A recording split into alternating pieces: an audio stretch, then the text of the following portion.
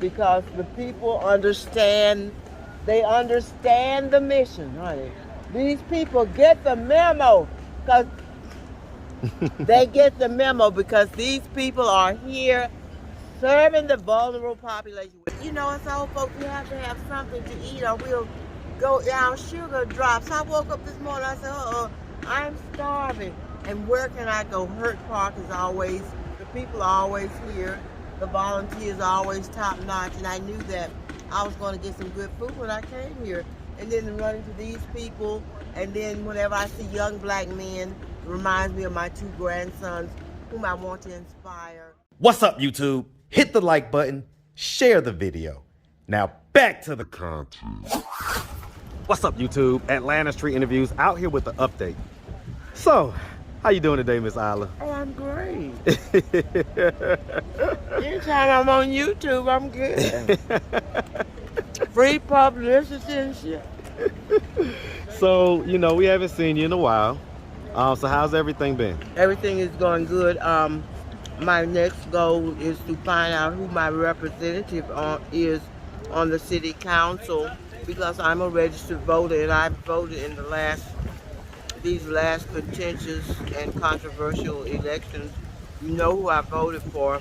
But anyway, you know, so that makes me, you know, have a little power. So I worked as a teacher, and so I have done some good. So I'm going to find out who my representative is on the city council and see if he can push my application in over here. The law is leading me to go to Mechanicsville, and I talked to the lady over there. She sent me an application one time, but it got shredded. So it's, you know, you have to, it's a grueling process, but thank God for the saints out here who serve us food. Yeah, I was about to say, I mean, you know, I was just riding by. You know, I'm glad you stopped, honey. It's Sunday. You know what, it's Sunday. I seen everybody gathered, and so it looks like they're handing out food.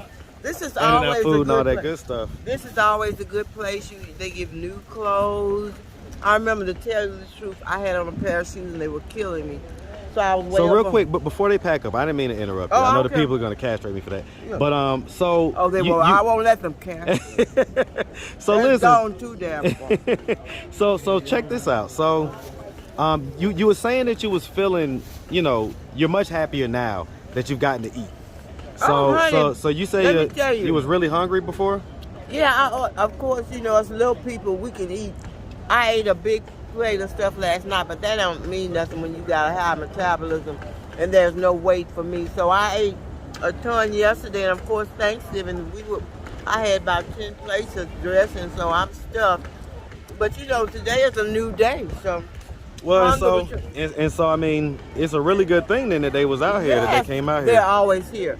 This is the place for vulnerable populations, because the people understand, they understand the mission, honey.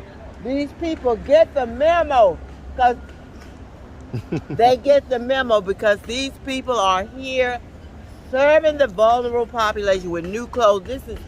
I knew this morning when I woke up hungry that I could come here. That's all I'm gonna say. And the church people of the city of Atlanta, the Christians, have really stepped up. Okay, all you church people in Atlanta, you Christians, Episcopalians, Presbyterians, Catholics, Baptists.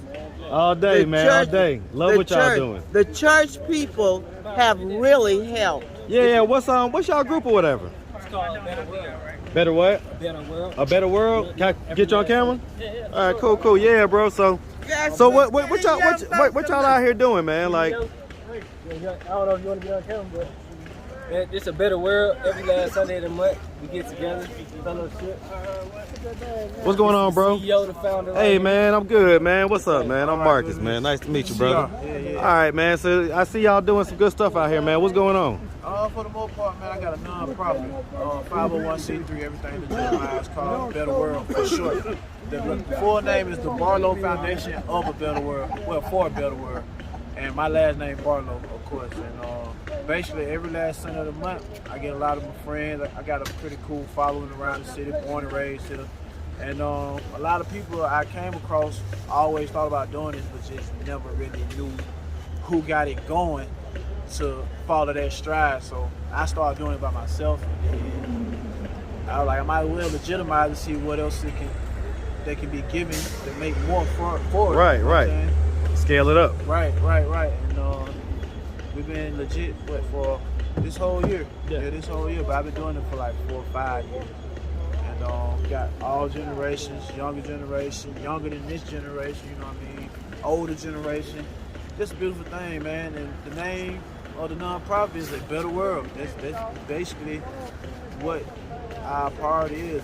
Doing what we can in any type of way, just being nice to the next man. You know what I mean? I tell you what, man. Good energy is contagious, man. True. And it's at a deficit, especially out here. You know, amongst this population, a lot of what you have is a lot of distrust because you're in survival mode. Right. So everybody's kind of on edge. Right. And to have a little bit of good energy come out is everything. A lot, right? So I mean, 4 or 5 years ago when you started this, like, you know, what did that look like? Like, what was the thought process? Really none. I had not one thought process about it, not what I was trying to make it be or anything. I just knew for myself I like doing it wholeheartedly. You know what I mean? I got a taste of it from a friend who actually put it together the first time, and I liked it. And then I tried to rendezvous back with her, and you know, of course, life hit. You got certain things, so I was like, well, I know what to do. I just started doing it myself. And then I was like, I'm gonna keep this going, like. So, like, are you cooking the food, or who's cooking the food? I'm cooking the food, okay. buying the food. So you a chef? Well, I've acquired that characteristic, I must say. But so it's one of your many hats that you wear. Yeah, exactly. And, so I mean, you say that you from here. Yeah. So I mean, where you from in Atlanta? Well, I'm from the Campbellton Road area, the Greenbrier Shout out area. that SWATs, man. Yeah, all day, man. All day. Yeah. All right, man. Yeah. And so, I mean, so growing up here, like, you know, what was your early childhood like, you know? Oh, man, early childhood in the inner city from a single-parent household, man. In middle class, you know, you got your mama trying to do the best she can for you, making ends meet. And, you know, you got your young man who's mad, but he don't know what he mad at, you know what I mean? But so articulate, so smart, you know what I mean? And I would say it's a lot of things that can happen wrong, how I grew up, but it was a lot of good things too. What saved you? What's the one thing that saved you? Me thinking like, I don't want to put my mother. I got a 20-year-old grandson. Yeah. My daughter's a single parent. You know what I'm saying? Right. I just want to know what saved you.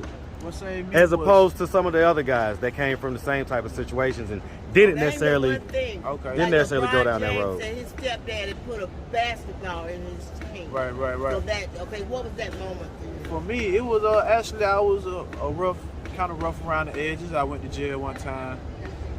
Not the first time, and I was just thinking in the cell, like, I'm tired of putting my mama through this. And I was like, I want to do something different. I want to do it better, you know what I mean? I came to my senses, for sure. How old are you, bro? 30. 30? Yeah. Okay, you're a young guy, man. All right, so I mean, you know, you say you're kind of known, like, what's your following for? Like, what are you known for? Well, now, at first it was infamously, but now I did a complete 360, you know, non-profit. I'm also a boxer, based out of Atlanta, because I'm from here, you know. I'm 5-3 right now as a pro. Did amateurs, national golden gloves, you know. So that comes a lot from. Is that kind of like the same lane as like a Hot Maybach or Maybach Hot or whatever? Maybach, okay, it's a good friend of mine. Okay. Very good dude. Fought on some of the cars with him in Atlanta and everything. Real good dude. And mainly known for that, but then just through the journey of life, you know, you got a job, so I meet people everywhere I go. I'm a people person, you know, so I mean, you know, kind of basically it started out as kind of like the cool guy, the street guy, you know what I'm saying, that type of stuff, but now it's kind of turned into, you know, James St. Patrick type, you know what I'm saying, like ghost type deal, you know? Like it's time for my generation.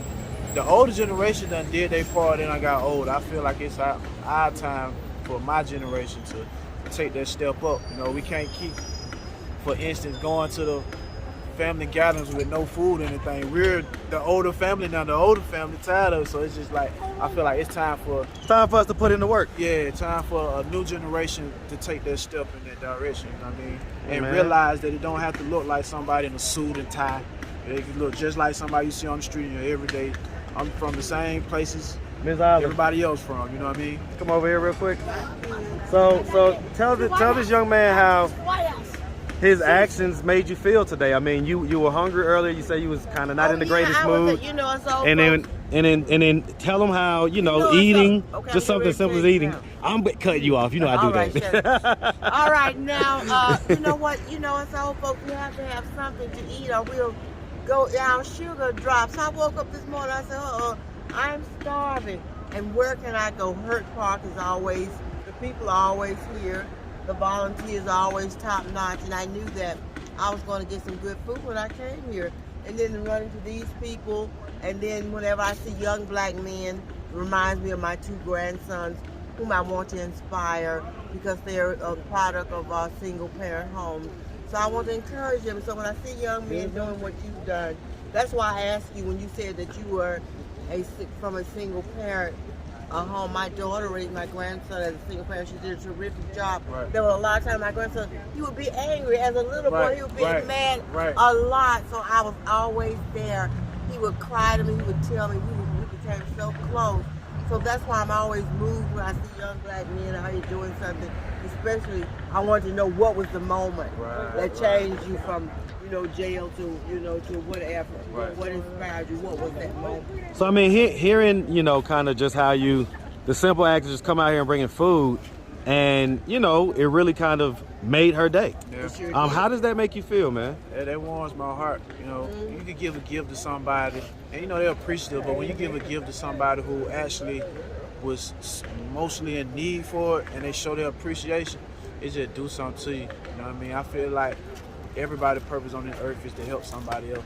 Because everything on this earth helps something do something else. We're all supposed to be regenerative. We're all supposed to regenerate and reproduce, and you know the bees pollinate the trees. The trees grow so we can breathe. You know, everything. The animals got certain parts they do. They mow like they eat the grass and they make the grass with the manure. You know what I mean? It's about everybody doing their part of just helping another. So I do want to touch on one last thing though. So as far as your upbringing, right? And you say you was a single mom. Was your dad like active and involved in your life? Well, he actually was. He just got caught up in the wrong place at the wrong time. He got killed in a place where he wasn't doing too much or any wrong. You know what I mean? Sorry to hear about that, man. My condolences. How old were you at the time? I was 5. You was okay. So he didn't really get a chance. So I mean, how would you say the absence of your father affected your life growing up? Fully, you know, like I spoke on about, like just being angry for no reason, not really understanding. Understanding now was more so an embracement of being loved by somebody I look like in the mirror. You know what I mean? From that male perspective. You know what I mean? Did you ever get that? Oh yeah, because I had uncles and stuff of that nature. Everybody from my mother and my daddy's side, they both from here.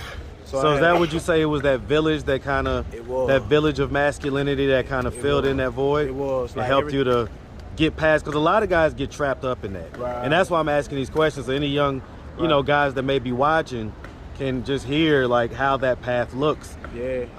Being able to just see older male figures doing things like working. You see them work. You see when they come home, they bringing all the food. So that was something that was instilled in me. Like that's the sense of a provider. You know what I mean?